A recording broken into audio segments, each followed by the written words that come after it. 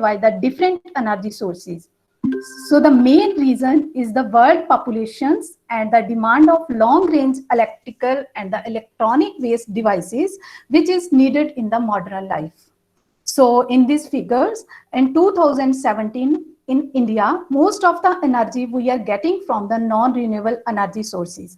Like 56% we are getting from the coal, 29% we are getting from the oil, and 6% we are getting from the gas, and 4% we are getting from the hydro, and 1% from the nuclear, and only 3% we are getting from the renewable energy sources. So the energy crisis is the major issue. To overcome the energy crisis, so there are the different type of methods are available, like nuclear power plant, solar energy, wind energy, geothermal energy, wave energy, biomass energy, and the thermoelectricity. So here I will discuss the one energy source is thermoelectricity. So why the thermoelectricity is important? There are some nasty problems in the world, like increasing pollution, increasing energy demand, and increasing the icy heat. So global warming is the major issue for increasing the energy consumption. So we are getting a waste heat from the different energy sources. So thermoelectricity is the solution of all these problems. So next I will discuss where we can get this waste heat, availability and the utilization of low grade waste heat. So in all field of science like engineering and technology, the waste heat is available everywhere. So when the fossil fuels are burnt, approximately 30 to 40% energy is utilized in the heat engine. And now I just want to take one example here, example of car. Roughly the 25% of the gasoline is used to move and power the car. And where does the rest of the heat go? And it is lost as a waste heat. And what we can do with the waste heat? And can we recover it? So there are lots of questions comes in our mind. From the different energy sources, like thermal power plant, nuclear power plant, natural gas, only the 34% energy is used. And the rest of the 66% energy is lost as a waste heat. So what are the sources of the waste heat? From where we can get the waste heat? So we can get a waste heat from the industries, factories, data centers, kitchen. Like in kitchen, you can get from the stoves and the gas burners, dryers, refrigerators, and computer. So there are different type of sources available for the waste heat. So let's suppose if the waste heat should capture and transformed into the useful work, so it would be indeed enhance the fuel demand and decrease the dependence on the fossil fuels. So here the physical phenomena of the thermoelectricity comes to our rescue. It is one of the many ways so waste heat may be captured and utilized. So next I want to discuss the thermoelectricity. Thermoelectricity which can convert heat into electricity, and in which we can convert heat into electricity and vice versa. So there are some special features of the thermoelectric devices. These devices are the noise and pollution free, have a long life, and maintenance free, do not contain any chlorofluorocarbon and any other toxic elements.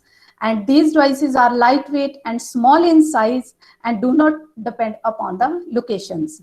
So keeping all these things in our mind, we can say that thermoelectricity is a key features of the green energy generation technology carried out in the cheap, pollution-free and the easy way. So it serves as an environment-friendly method to overcome the energy crisis. So Next, I will discuss the applications of the thermoelectric materials. What are the applications of thermoelectric materials? Where we can use the thermoelectric materials. So the main applications are power generation and the refrigerations. So in case of the power generations, we can use thermoelectric materials in radioisotope thermal generator. And in large scale, we can use in the power plants, and in the small scale, we can use it in the automobiles. And in the case of the refrigerations, we can use thermoelectric materials in the active cooling and warming in CPUs, cooling and warming the seat of the luxury vehicles. So these are the main applications of the thermoelectric materials. The main applications are in the power generation and the refrigerations.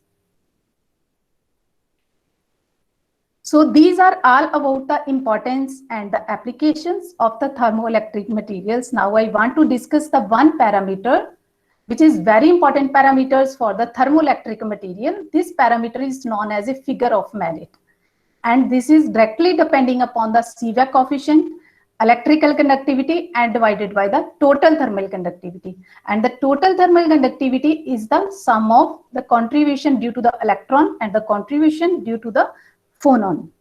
So these parameters characterize the efficiency of any thermoelectric devices. So the coefficient of thermoelectric performance is directly depending upon the figure of merit. If the value of figure of merit ZT increase, the coefficient of performance also increase. So the coefficient of performance directly depends upon the value of ZT. Here we can see that how the coefficient of performance in the case of the refrigerations depends upon the value of figure of merit. As the value of figure of merit increases, the coefficient of performance in the case of refrigeration is also increases. So this is all about the efficiency of any thermoelectric devices. So the next I want to discuss about the type of the materials. Which type of material we can consider as a thermoelectric materials. So there are different type of materials available, like metal, insulators, and the semiconductors. First, I want to discuss about the metal case. In the case of metal, the free charge carriers are very high. So due to the presence of high charge carriers, the electrical conductivity is very high, which is approximately 10 raised to power 7. And the Seebeck coefficient is very low. So as we know that the electrical conductivity is directly dependent upon the carrier concentration according to sigma equal to Ne mu, where N is the carrier concentration and mu is the mobility of the material. And the Seebeck coefficient is inversely depending upon the carrier concentration according to the Mott formula. So that's why due to the presence of the large number of charge carriers in the metals, the electrical conductivity is very high and the Seebeck coefficient is very low. So next I will discuss about the case of insulator. So in the case of insulator, the band gap is very high. So the conduction of the charge carrier is less. That's why the electrical conductivity is low and the Seebeck coefficient is high. So next we will discuss about the semiconductor. In the case of the semiconductors, the electrical conductivity is moderate and that Seebeck coefficient is high. So the value of thermal conductivity is also low in the case of a semiconductor. So we can say that the semiconductor are the most suitable thermoelectric materials. So for any efficient thermoelectric materials, the Seebeck coefficient and the electrical conductivity should be high and the total thermal conductivity should be low. So finally, we can say that the semiconductor materials, the heavy doped semiconductor material are considered as a efficient thermoelectric materials. So now I want to discuss about the relations of the thermoelectric coefficients such as Seebeck coefficient and the electrical conductivity with the density of state. So this figure shows the density of state, variation of the density of state with energy in the different type of materials such as a bulk semiconductor. First one is the bulk semiconductor and second one is the quantum well, and third one is the quantum wire, and fourth one is the quantum dot. So we can say that these materials are 3D material, 2D material, 1D material, and the zero-dimensional materials. So if the dose of the Fermi level is small, this is a relation of Seebeck coefficient with the density of state, and the electrical conductivity is directly depending upon the density of state present at the Fermi level. So if the density of state at the Fermi level is small, so the value of Seebeck coefficient will be large and the band should be flat. And if the large density of state is available, so the value of Seebeck coefficient is low. So the Seebeck coefficient and the electrical conductivity are inversely depending upon each other. So if the density of state in the case of electrical conductivity, if the density of state at the Fermi is high, so the value of the electrical conductivity should be high and the band should be steep and the dispersive. So the density of state is playing an important role to enhance the thermoelectric coefficient, because we have already discussed that for the efficient thermoelectric materials, the value of Seebeck coefficient and the value of electrical conductivity should be high. So our next target, how can we reduce the value of thermal conductivity, the total thermal conductivity, to enhance the value of figure of merit? So here I will discuss the two cases. One is the bulk material and the second one is the nanostructured materials. So in the bulk materials, the two techniques are available. One is Olein and second one is the Fonon-Rattler. So the first technique is very easy techniques. With this technique, you can reduce the lattice thermal conductivity without reduction of electrical conductivity while substituting the different atoms in the crystal lattice site. So the doping atom should have the similar electronic structures and belong to a same column in the periodic table. So let's take one example here. So the lattice thermal conductivity of the silicon approximately 150 watt per meter per Kelvin, and the lattice thermal conductivity of the germanium is 60 watt per meter per Kelvin. But when we will dope germanium into the silicon, so the lattice thermal conductivity fall down and it becomes approximately 10 watt meter per Kelvin and make this material to the efficient thermoelectric material. So in the first case, you can substitute the different atom in the crystal lattice site to reduce the value of the lattice thermal conductivity. So in the second techniques is the Fonon-Rattler. In this method, you can incorporate the different atoms in the cage-like structures that can be treated as the scattering centers and to reduce the lattice thermal conductivity. So in the nanostructure materials, due to the quantum confinement effect, the phonon scattering increases because the surface and the interfaces are present. So the presence of surfaces and the interfaces in nanostructure materials, the phonon have a large mean free path and which scattered the phonon. The scattering will be more, the thermal conductivity will be less. So from above all discussions, finally we come to know that heavy doped semiconductors is the best thermoelectric materials, and there are some conditions on the best thermoelectric materials like degenerate semiconductors and semi-metals with the carrier concentration 10 raised to power 18 to 10 raised to power 20, and these materials having a band gap approximately 10 kVt, and the materials containing a heavy elements are a good thermoelectric materials. So next I want to discuss about the some thermoelectric materials. First, I will discuss the Huesler compounds. Huesler compounds which are discovered by the German scientist Huesler. So there are three types of the Huesler available. The first one is XYZ. This is half Huesler. Second one is the full Huesler. You can denote as a X2YZ. And the third one is the quaternary Huesler compound, and you can denote these material as a X dash, X, Y, and Z. So first I will discuss about the half Huesler compounds. You can denote the half Huesler compound X, Y, and Z, where X site is occupied by the transitions element, group 3 to group 6, and alkali metal 1 and 2 group, or the rare earth metal. And the Y site is occupied by the transition metal group 7 to 12. And the Z site is occupied by the main group element group 13 to 16.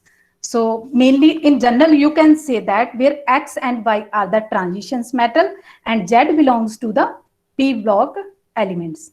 So this is also possible in the case of the quaternary Huesler compound if you can replace either X, either Y, or either Z in half or full Huesler compound with any electropositive elements having a suitable size, which gives to the new category of the materials, which is called as a quaternary Huesler compounds.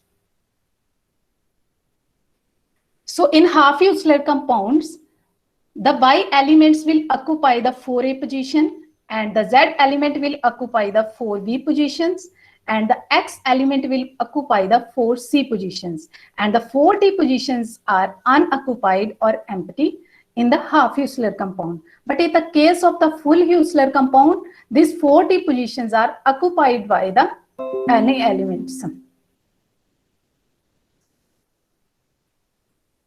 So these are the structure of XYZ and X2YZ, full Huesler and half Huesler compounds. So next, the applications of the Huesler compounds. There are some emerging applications of the Huesler compounds like half metallicity. So these quaternary Huesler and N-Huesler compounds have excellent half metallicity with the energy gap from 0.16 to 0.28 electron volt. And these materials, Huesler compounds, also showing the topological behavior.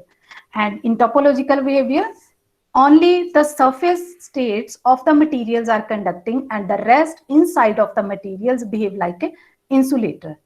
And the Huesler, half Huesler compounds also shown some exceptional optical properties and are believed to be that very useful in the optoelectronic device applications. And some quaternary Huesler also show the magnetic and the thermoelectric properties. And these compounds, Huesler compounds, having some excellent mechanical property also. You can say that Young's modulus, bulk modulus, Poisson ratios, and mechanical strength, etc. So next, I just want to show that can we use these material as a thermoelectric materials. So Huesler compounds have a good mechanical properties, and we can use this as a promising thermoelectric materials. So there are some properties of the Huesler compounds, like these are non-toxic and environment friendly, and they are dynamical stable and suitable. They having a suitable electronic properties also. So here there are some examples of the quaternary Huesler compound which are recently used as a thermoelectric materials like cobalt, iron, copper, and Z. In place of Z, you can replace Z with the aluminium, arsenide, gallium, indium, antimony, and silicon and tin. So the figure of merit of these material reaches to unity in many of the Huesler compounds. But there are still quite possibility to search in the same class of material, which we can say that these materials are a promising thermoelectric materials. So now I'm going to discuss some of our work.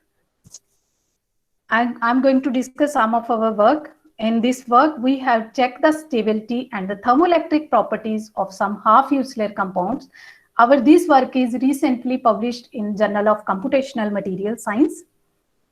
In this work, we have explored the structure, electronic, mechanical, dynamical, and thermoelectric properties of half Huesler compound PTXSN.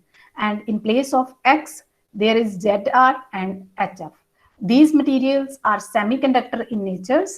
So the electronic properties of these materials are calculated with the quantum espresso code, which is based on the density functional theory. And the thermoelectric properties are calculated with the Bolt-Trap code, which is based on the semi-classical Boltzmann transport equations. And the lattice thermal conductivity is calculated with the Schenck-Vitti code.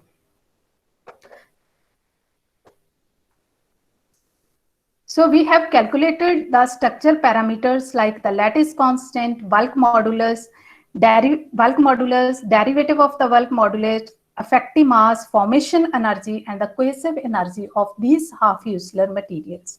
So the negative value of the formation, the value of formation energy for in the case of PTZR SN is minus 1.02, and in the case of PTHF SN, the value of formation energy is minus 0.9643. So the negative value of the formation energy indicates that these materials are experimentally possible.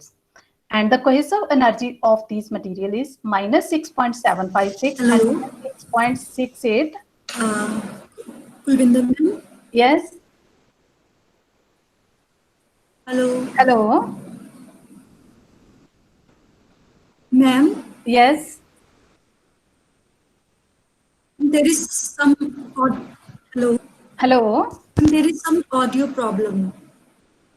Like the voice is hello. Hello. My voice is Am not I clear at sometimes. Could you please check your connection or microphone? okay? 1 second, I will check.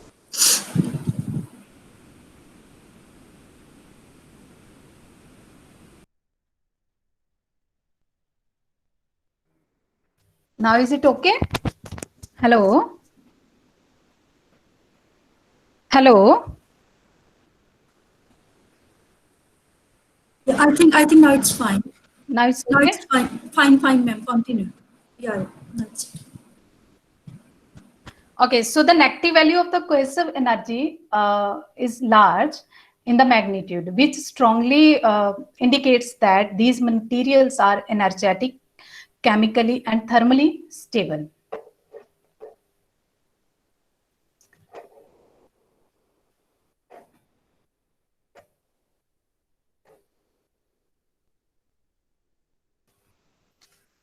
So next I will discuss the phonon band structure of these materials, because these materials are totally new. So it's important to discuss the stability of these material first before checking the thermoelectric property of these material. To check the dynamical stability of these material, we have plotted the phonon band structure of these materials. So we observed there is no negative frequency. So we can say that these materials are dynamically stable. So in these figures, the visible separations can be observed between the optical and the acoustic phonon modes. So the small phonon band gap or the maximum overlapping is the main advantage in reducing the phonon scattering, which is useful to attain the low lattice thermal conductivity. So the thermal conductivity is directly related to the acoustic phonon branch only. So in this case, the value of the frequency for the acoustic phonon is 116.9 in the case of PTZR SN and 106.8 in the case of PTHF SN compounds. So we can, from the phonon band structures, we can say that these materials are dynamically stable. And from the formation energy and the cohesive energy, we can say that these materials are chemically stable. So now we just want to check the band structures of these materials, and this figure shows the band structure of PTZR SN and PTHF SN. And these material from the band structures, we found that these materials are indirect band gap semiconductors with the band gap 1.23 electron volt in the case of PTZR SN and 0.88 electron volt in the case of PTHF SN. So now it's also important to check the orbital contributions of the different atoms. For that, we have also considered the partial density of state or projected density of state of these materials. From the projected density of state, we found that the valence band and the conduction band edge are composed of the d orbital of the zirconium and the HF atom. And the contributions of the d orbital of zirconium, Zr or HF are more populating around the Fermi level. And there are some significant contributions of the d orbital of Pt atom and the p orbital of Sn atom. So now I will discuss the thermoelectric properties of the materials, because these materials are chemically and dynamically stable, and these materials are semiconductor in nature. So now it's very important to check the thermoelectric properties of these materials, because we can say that these materials are efficient thermoelectric materials or not. So first I will discuss the Seebeck coefficient and the electrical conductivity of these materials at 300 Kelvin. The maximum value of the Seebeck coefficient is around 1600, and as the temperature increases, the Seebeck coefficient decreases and attain a minimum value 800 at the temperature of 700 Kelvin. So this is due to the enhancement of the thermally excited charge carriers. I have already discussed in our previous slides, Seebeck coefficient is inversely depending upon the carrier concentration. So that's why with increase in the temperature, the presence of the thermally excited charge carriers are more. That's why the value of Seebeck coefficient is low at the high temperatures. So next, the electrical conductivity of Pt HF Sn material is high as compared to the Pt Zr Sn.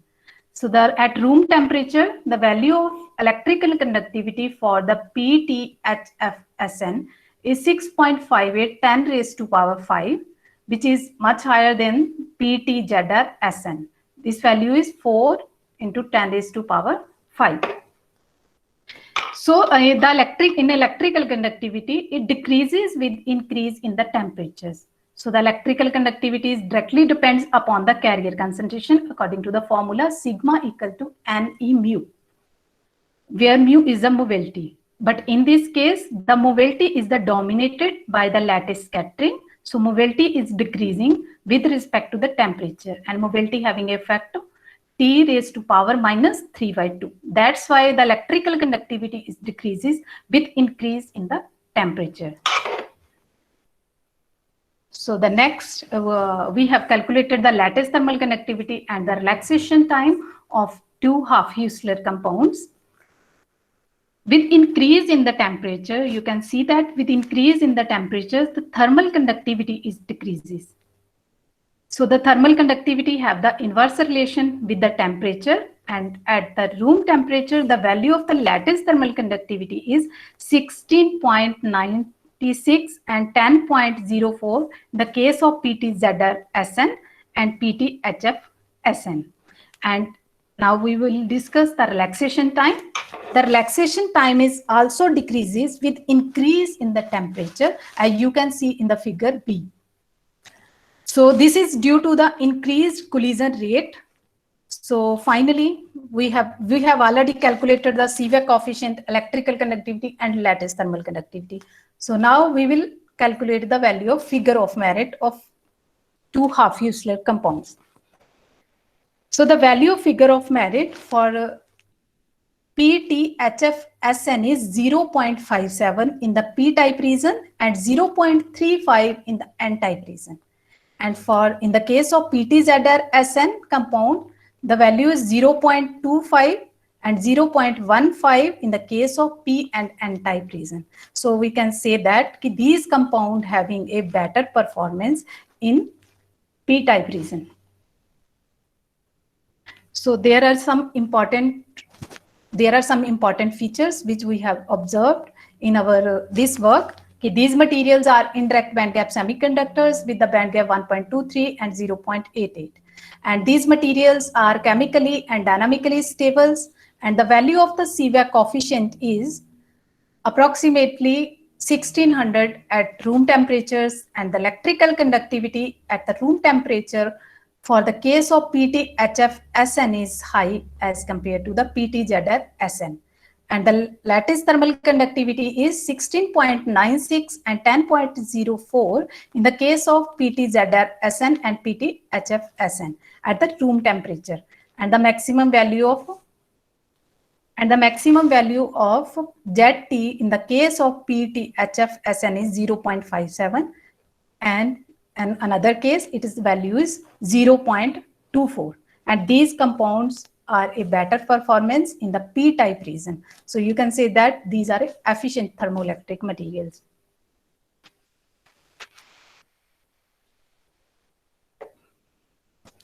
So next I will discuss the quaternary cases of the Husserl compounds. These are the new thermoelectric materials. Still no experimental and theoretical data available for these material, and this work is unpublished. So in this case, we have calculated the electronic, mechanical, dynamical, and thermoelectric properties of the lithium-based quaternary Husserl compounds. So these compounds are stable in the face-centered cubic structures. So where the lithium will occupy the 4C positions, and titanium will occupy the 4D positions, and cobalt will occupy the 4A, and the X atom will occupy the 4B positions in the structure. So in this table, we have shown the optimized parameters of these materials like lattice constant, bulk modulus, and the band gap of these materials. So our calculator results are giving a good agreements with the previous reported results. These compounds have 18 valence electron counts. So these figures show the band structures and the density of state of these three materials. These materials are indirect band gap semiconductors with the band gap 1.22, 1.09, and 0.85 electron volt. So from the band structures, the band degeneracy is observed in the valence band. So the band degeneracy is also playing an important role to enhance the power factor. So I will discuss this later. So from the density of state, the valence band is composed mainly due to the d orbitals of the cobalt, and the conduction band is mainly due to the d states of the titanium atom. So other orbitals also giving a minor contributions in valence band and the conduction bands. So from these band structures, we found that these materials are indirect band gap semiconductors. So next we will check the dynamical stability of these material. To check the dynamical stability, we have calculated the phonon band structure of all these three materials, and no negative phonon vibrating mode is observed. So which implies that these materials are dynamically stable. And from the phonon band structures, we divided the phonon dispersion curve into the two regions. One is low frequency band and the high frequency band. And the low frequency band is formed by the 3 acoustic and the 6 optical branches. And the high frequency band contains the 3 optical mode. So from the phonon band structures, we can say that these materials are dynamically stable. So next we have calculated the thermoelectric properties of these lithium-based quaternary Husserl compounds. So at 300 Kelvin, we observed that at the 300 Kelvin, the value of lithium, titanium, cobalt, tin compound has a low value of the Seebeck coefficient as compared to the other two material. Because as we move from silicon to tin, the band gap decreasing. As the band gap is decreasing,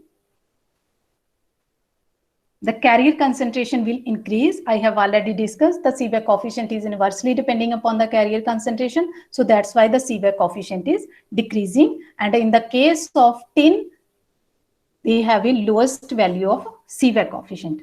But the electrical conductivity increases and decreases with the temperature. This is due to the mobility. I have already discussed in our previous work. So finally, we have calculated the figure of merit of all these three compounds, and we found that this lithium, titanium, cobalt, tin have a high value of figure of merit, which is equal to 0.16 at the 700 Kelvin.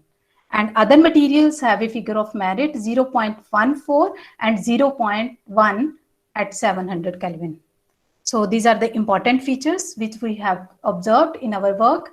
These materials are indirect band gap semiconductors, and these materials are dynamically stable, and these materials having a high value of CVAC coefficient, and lithium, titanium, cobalt, and tin have the highest value of ZT.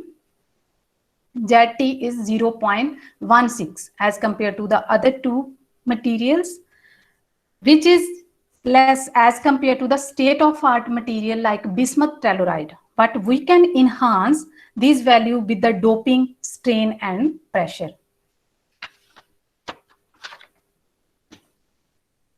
So this is all about the three-dimensional materials. Now I will shift from 3D material to 2D materials. This work is published in the Journal of Material Chemistry A. In this work, we have computationally designed the two-dimensional materials of scandium phosphide and the scandium arsenide. So the main aim of this work to check the stability of newly designed 2D materials and enhance the efficiency of the family of phosphorine and the arsenine by enhancing the value of electrical conductivity and by reducing the value of total thermal conductivity. So these calculations are carried out with the quantum espresso and the BAS package. So in the first figure, we have know that experimentally the monolayers are prepared through the exfoliation of the corresponding bulk counterparts. So now we are concerning about the scandium phosphide and the scandium arsenide. And we find that the scandium phosphide and scandium arsenide are in the bulk phase of these material is metallic and stabilized in the rock salt NaCl structure. So the first structure is the bulk structure of scandium phosphide and the scandium arsenide. This is three-dimensional structure, and this structure is stable in the NaCl form, and these are metallic in nature. And we also know that the other prototype 2D materials are stabilized in the planar like graphene, buccal like silicene, and the puckered structure like the phosphorine. So this second, in this figure, the second structure is a puckered structure of the scandium phosphide and the scandium arsenide. And the third structure is a planar structure of the scandium phosphide and the scandium arsenide. And the third structure is a buccal structure of the scandium phosphide and the scandium arsenide. So the closer examinations, indicates that the puckered structure is a heavy distorted two sublayer of the NaCl structures. In NaCl, all the atom in the sublayer lie in a plane. You can see in the first, in this figure, A part. All the atoms in the NaCl is lie on a same plane. But in the puckered sublayer, the atoms are arranged in the zigzag fashion with respect to the out of plane directions. As you can see in this figure in a E part, where all the atoms are arranged in the zigzag fashion with respect to the out of plane directions. So furthermore, the scandium and the X atom means phosphorus and arsenic atom of the lower layer lies exactly below the arsenic or phosphorus and the scandium atom of the upper layer. You can see this structure in E part. So on the basis of, we have already designed the scandium phosphide and the scandium arsenide, but still we don't know that which structure is more stable. These two-dimensional material are stable in the planar structure or in a buccal structure or in the puckered structure. But we got a hint that the puckered structure is a distorted structure of NaCl. But on the basis of the total energy calculations, we found that the puckered structure having a lowest energy as compared to the planar and buccal structure. So we can say that the puckered structure is more stable as compared to the other configurations. So these are these compounds are proposed for the first time. So it's very important to discuss the thermodynamical stability, dynamical stability, and the chemical stability of these materials. So three-step process, we adopted a three-step process. First one is the MD simulations. In MD simulations, we just want to check that these materials are stable up to which temperature. So we found that up to 700 Kelvin, no bond is break in both the material. So these materials are thermodynamically stable up to the 700 Kelvin. We observe very little variation in the bond length and the bond angle, which indicates that the structures are stable for the wide range of the temperatures. So these proposed materials are thermodynamically stable up to the 700 Kelvin. So next we want to check the dynamical stability of these material, how much strain we can apply on these material, up to which strain these material are dynamically stable. So we have applied a strain up to the 16% strain on these materials, and we up to 14% we did not get any negative phonon vibrating mode. So up to 14%, these materials are dynamically stable, and at the 16% strain, we are getting the negative phonon vibration mode.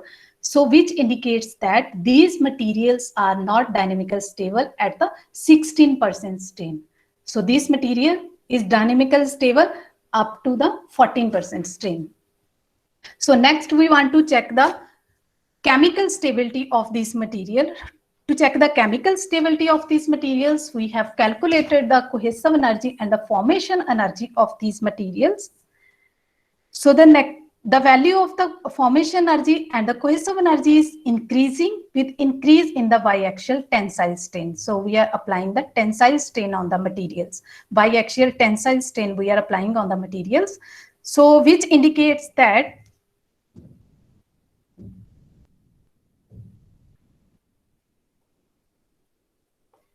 which indicates that the value of increases with increase the biaxial strain. Strain reduces the stability of the material.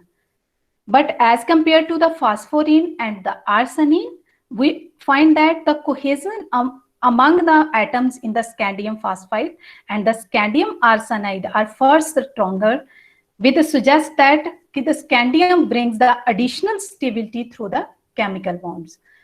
So up to 14%, these materials are also stable. So we check the thermodynamical stability, dynamical stability, and the chemical stability of these materials. So our newly designed material are stable up to the 14% strain.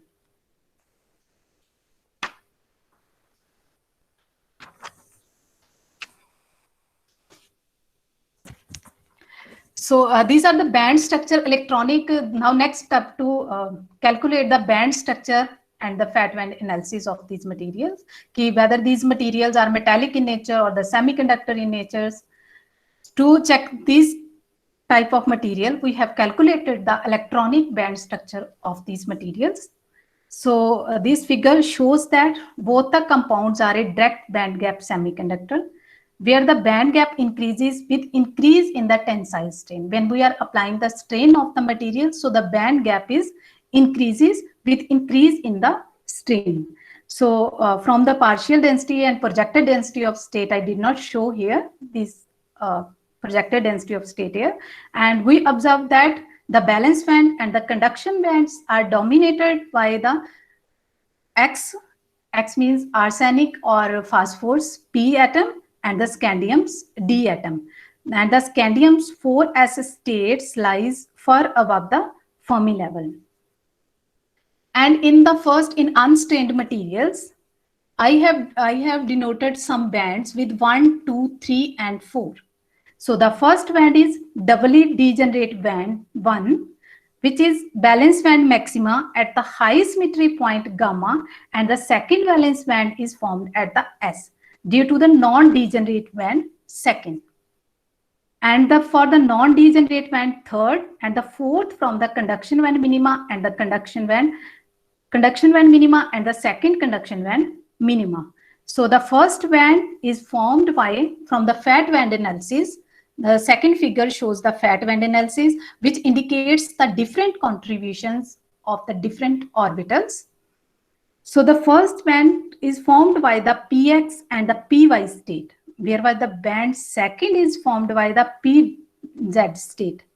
And the band third and the fourth are formed by the dx square minus y square and dz square minus 1 states. So the highly dispersive band 1 and 3rd are highly dispersive band. These are formed due to the in-plane nearest neighbor px, py and dx square minus y square, and the next nearest neighbor px, py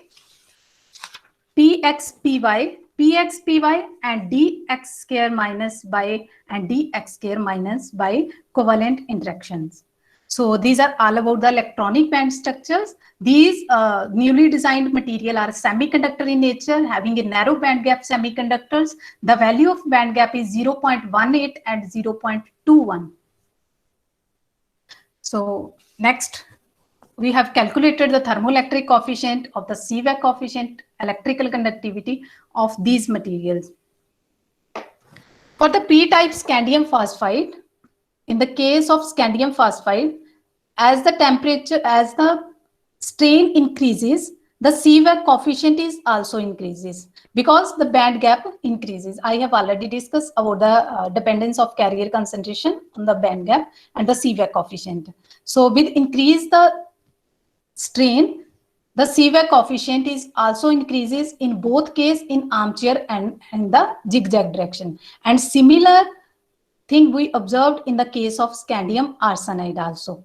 And in the case of the electrical conductivity, the electrical conductivity is decreases because the band gap increases. So the presence of thermal charge carriers are less. So that's why the electrical conductivity is decreases with a strain.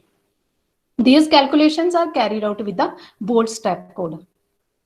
So next we have calculated the lattice thermal conductivity of these materials. So the lattice thermal conductivity with the strain we have also calculated.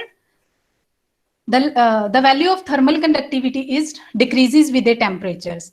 In the case of unstrained scandium phosphide, the value of the lattice thermal conductivity is 8.27 and 7.98 in zigzag and armchair direction at the room temperature. And in the case of scandium arsenide, the value of lattice thermal conductivity is 4.99 and 5.24 along the zigzag and the armchair directions.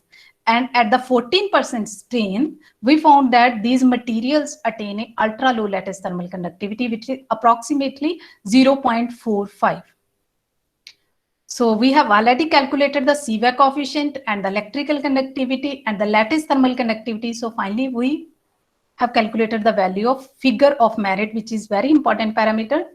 And we observe that the value of figure of merit for the case of scandium phosphide is 0.79 for unstrained material, 0.79 and 0.64 in armchair and zigzag direction. And in the case of scandium arsenide, the value is 0.71 and 0.74 in the case of armchair and zigzag direction. So when we have applied a strain, this value, the value of figure of merit, reaches the maximum value 0.83 and 0.89 in the case of scandium phosphide and 0.83 and 0.9 in the case of scandium arsenide in along armchair and the zigzag direction. So this is, so finally we conclude that our materials are thermodynamically, mechanically and dynamically stable in the puckered structures, and these materials are stable up to the 14% tensile strain, and the linear dispersive valence and conduction bands are due to the scandium D and arsenic and phosphorus, the P atoms. So the electrical conductivity is of the order of 10 raised to power 8. Which is 2 order higher than of the phosphorine and arsenine. And in the case of phosphorine and the arsenine, the value of the electrical conductivity is 10 raised to power 6. But in scandium phosphide and scandium arsenide case, we are getting 10 raised to power 8, which is 2 order higher than of the phosphorine and arsenine. So as the strain reaches the optimum value, means up to 14%, the N-type scandium phosphide registers a threefold increase in the value of CVAC coefficient from the unstrained value. And for the N-type scandium arsenide, registered a twofold increase it from the unstrained value. So at the 14% strain, the value of lattice thermal conductivity is ultra low, which is equal to 0.45. And the figure of merit, we found that the figure of merit is a stain tunable, and we got the in the range of 0.65 to 0.9, which makes that the scandium arsenide and the scandium phosphide are a promising thermoelectric materials. So this is all about the two-dimensional materials which we have designed computationally. And I would like to thank you, my research group, Dr. Shobna Dhiman, and our PhD student Baljinder, Adil, and Bindu. And I would also like to thank you. I would also like to say thanks to my collaborations, Professor Ranjan Kumar and Professor B.R.K. Nanda from IIT Madras, and Dr. S.K. Kande from National Taiwan University, and Dr. Bipin Kumar from University of Ulsan, and Dr. Jaspal Singh from Mata Sundari College, Mansa, and Dr. Murali from Triple IT Kannur. So thank you very much. Thanks very much, ma'am, for such an informative and interesting talk. It's great to know. It's great to know that your research supports clean and green energy production, which is very much needed these days.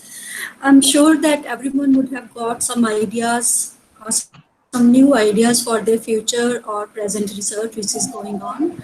So with this, I thank you. And participants, does anyone has some question, or please ask if you have any question, or you may type, I would ask on your behalf. Megha, do you hear me? Do you have some question? Because your areas Yeah, I know. are very much She's connected, I working think. on a thermoelectric materials. Yeah. Okay. So is there any question? Anyone? Tavneet, you ask something?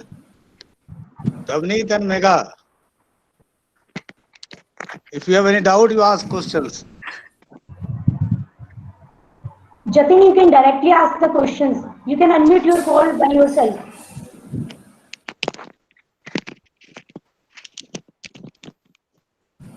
Okay, Jatin. Yeah, you can unmute yourself. Okay, they are always in touch with Kulvinder, so they may ask Okay, later and there on. is a question from Dr. Smalley. She is asking. Sir, that's why they have no problem, because continuously They are that's why. in touch with you. Yeah, Yes. yeah, thank you. You are helping them a lot. Thank you very much. Thank you, sir. Okay, all right. Hello? Okay, ma'am, there is a question from Dr. Smalley. She is asking when will there be workshop on quantum espresso? Maybe next year we are going to plan the workshop on the quantum express. Maybe in January and Feb, we are going to organize. Hello, am I audible? Can I ask some So I question? think she Yes. is Yes, interested you in. can. Hello, Kulvinder madam. Can I ask some question? Yes, you can ask.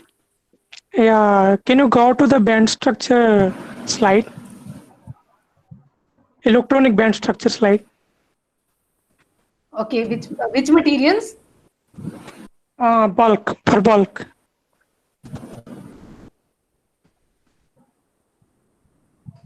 Half usular or quaternary usular compound? Half usular compound.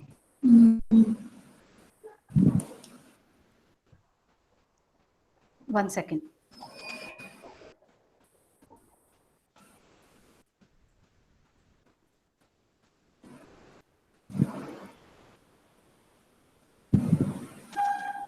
Just give me 1 minute. You have to share the screen. Yes, I am.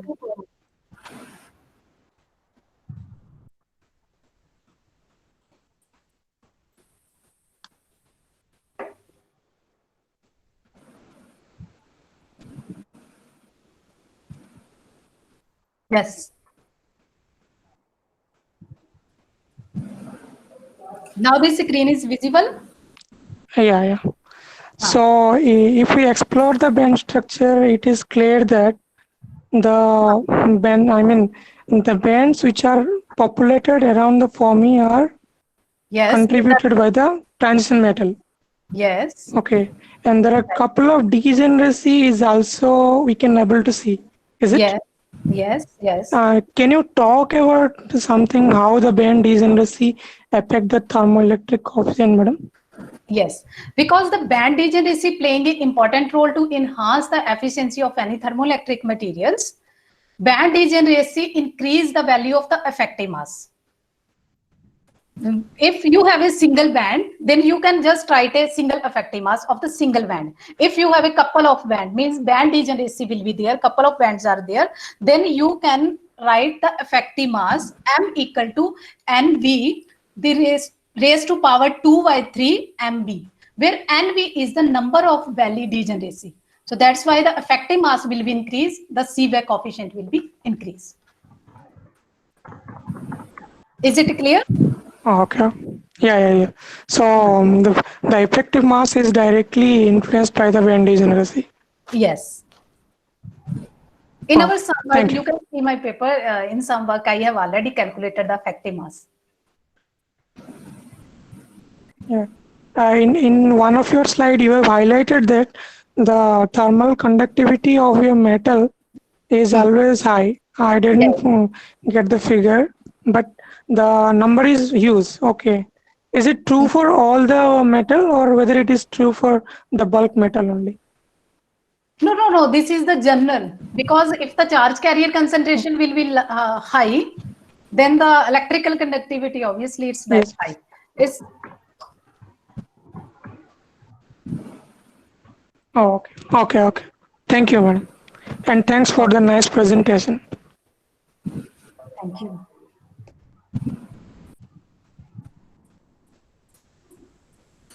Okay, ma'am. Is there any other question? So I guess there is no more questions with this. Thank you, ma'am. Okay, thank you very much. Thanks for very nice and informative talk. And we hope to see you here sometime in future also. Ma'am, there is Thank thanks from all the participants Okay. and a special thanks from Megha you. Thank you so much. for continuous Yeah. support, wonderful and informative talk. Thank you so much. Yeah. Thanks for joining us. Okay, Thank you, May ma'am. I leave now? Yeah. Okay. Yeah. Bye, ma'am. Thank you so much. Okay. Thank you. Thank you. So dear participants, our second session will start at 3:30 and please join at 3:15. You request to the participant to ask few questions so that this presenter should be also happy to present their work. So all are requested to frame some question while listening the presentation. Yeah, And you are they- always welcome to ask the questions from the speakers. They will always be happy to answer you. That would Thank be you. more interactive and informative. Thank you all for Thank you, joining us. Kanika. Thank you, Yeah, sir, thank you. Kanika. Thank you, Pradeep. Okay, so see you at 3:30. Thank you, sir. 3:15. Yeah, 3:15. Thank you. Okay, see you.